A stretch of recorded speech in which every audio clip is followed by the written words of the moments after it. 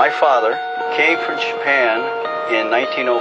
He was 15 when he immigrated from Japan. He worked until he was able to actually build a store. Let me tell you a story in the form of a dream. I don't know why I have to tell it, but I know what it means. Close your eyes, just picture the scene as I paint it for you. It was World War II when this man named Kenji woke up. Ken was not a soldier. He was just a man with a family who owned a store in LA. That day, he crawled out of bed like he always did, bacon and eggs with wife and kids.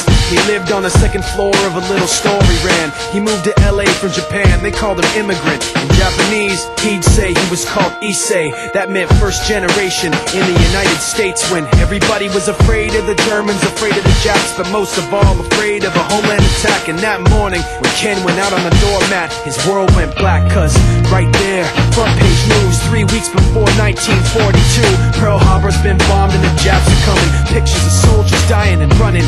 Ken knew what it would lead to, just like he guessed. The president said the evil Japanese in our home country would be locked away.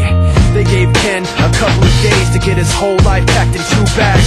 Just 2 bags, couldn't even pack his clothes. Some folks didn't even have a suitcase to pack anything in, so 2 trash bags is all it gave them. And when the kids asked Mom, where are we going, nobody even knew what to say to them. Ken didn't want to lie, he said the US is looking for spies, so we have to live in a place called Manzanar, where a lot of Japanese people are. Stop it, don't look at the gunmen. You don't want to get the soldiers wondering if you're gonna run or not, because if you run then you might get shot. Other than that, try not to think about it. Try not to worry about it being so crowded. But someday we'll get out, someday. As soon as war broke out, the FBI came and they just come to the house and you have to come. All the Japanese have to go. They took Mr. Need and people couldn't understand why they had to take him, because he's an innocent laborer. So now they're in a town with soldiers surrounding them. Every day, every night, look down at them. From watchtowers up on the wall, Ken couldn't really hate them at all. They were just doing the job, and he wasn't gonna make any problems. He had a little garden, vegetables and fruits that he gave to the troops in a basket his wife made. But in the back of his mind, he wanted his family's life saved.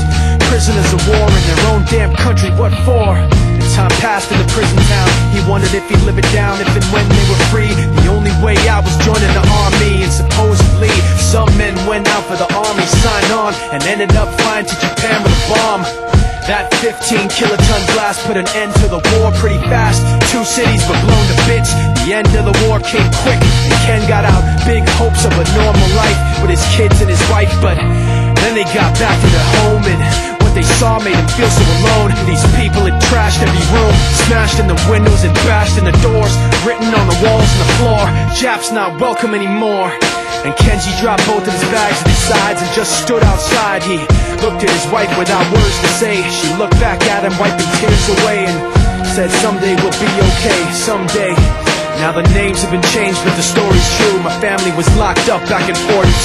My family was there where it was dark and damp, and they called it an internment camp. When we first got back from camp, it was pretty bad. I remember my husband said, we're going to stay till last. Then my husband died before they closed the camp.